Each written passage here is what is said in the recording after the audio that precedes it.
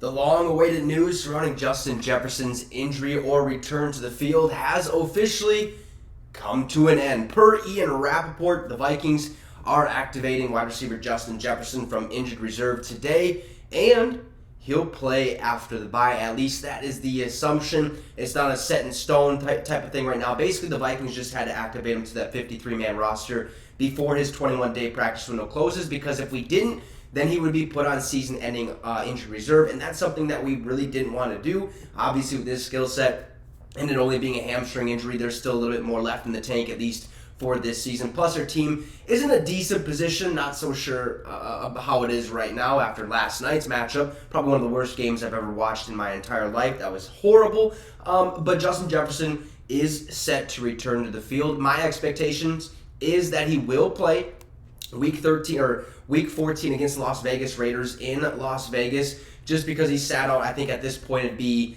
after the bye week. It'd be like 9 or 10 weeks since he suffered that hamstring injury back in Week 5 against the Kansas City Chiefs. So he's had plenty of time to make sure he's 100% and really get back to full speed, game speed, and really get in the mix of things. And plus, he's had 2 weeks of practice up to this point. The first week was slowly ramping him up, slowly getting him involved into things. This week 2 was sort of the same stuff, but a little bit more high speed. And now I'm assuming this week is going to be, hey, full go, Justin. Let's see what you got in the tank. Let's hope that hamstring basically stays intact and you don't pull it again, because that would be devastating. That would suck. And I really wouldn't know where the Vikings would go from there. But in order to do this move or to activate Justin Jefferson, we had to make some other moves, and they were easy ones. They were simple ones. These were ones that we kind of figured were going to happen anyways, per Tom Pelissero, to make room for wide receiver Justin Jefferson, who was activated from IR as expected today. The Vikings waived wide receiver N'Keal Harry, who's a former first-round pick. He is garbage.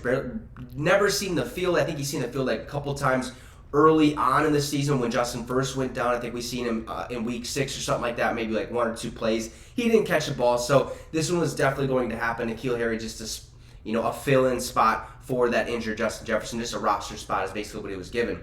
And then with 3 other healthy quarterbacks in Josh Dobbs, who looked horrible, 4 interceptions.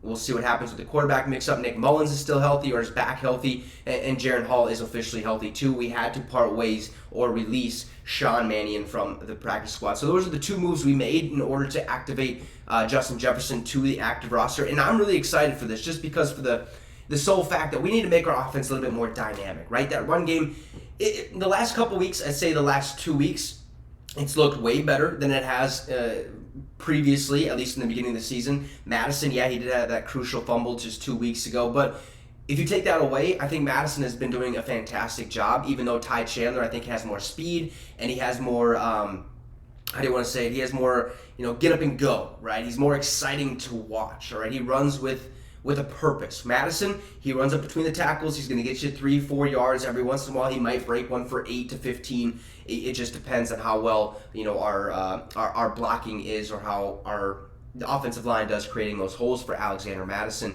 But again, it'll make our offense more dynamic. We've seen at this point in time what Jordan Addison is capable of doing at the beginning of the season when it was Kirk and Justin. We really weren't seeing what Jordan Addison was made of. There was a ball thrown to him every once in a while by Kirk Cousins. So you've seen glimpses of what it could be. But since Justin ended up going down, we've really got to see Jordan Addison flourish and what type of receiver he is capable of being and how good he's able to be, which is great, right? Because Justin comes back, if he picks up right where he left off, and he's a superstar wide receiver, probably the best receiver in the National Football League. Now you don't just have to worry about one receiver. You have to worry about 2. You have to worry about Justin Jefferson and Jordan Addison. Oh, and not to mention, probably the best tight end in the National Football League this season, at least fantasy-wise, TJ Hawkinson. I mean, the dude's an absolute freak. He goes out there, even if he's hurt with a rib injury, still catches a touchdown, the only touchdown that was scored last night. We still lost. It is what it is. That's Joshua Dobbs' fault. But it'll be interesting to see how this offense works with Justin implemented back into it, because at the beginning, right, we were 1-4 with him. Since then, I believe we're 5-2 without him, but you can tell that this offense needs something else, because yesterday we seen Josh Dobbs, plain and simple, force every single ball. Every time he passed the ball, he forced it to the receiver. he should have had at least 5 interceptions. Okay, one of them was dropped by, I can't remember, Jalen Johnson, I think his name was.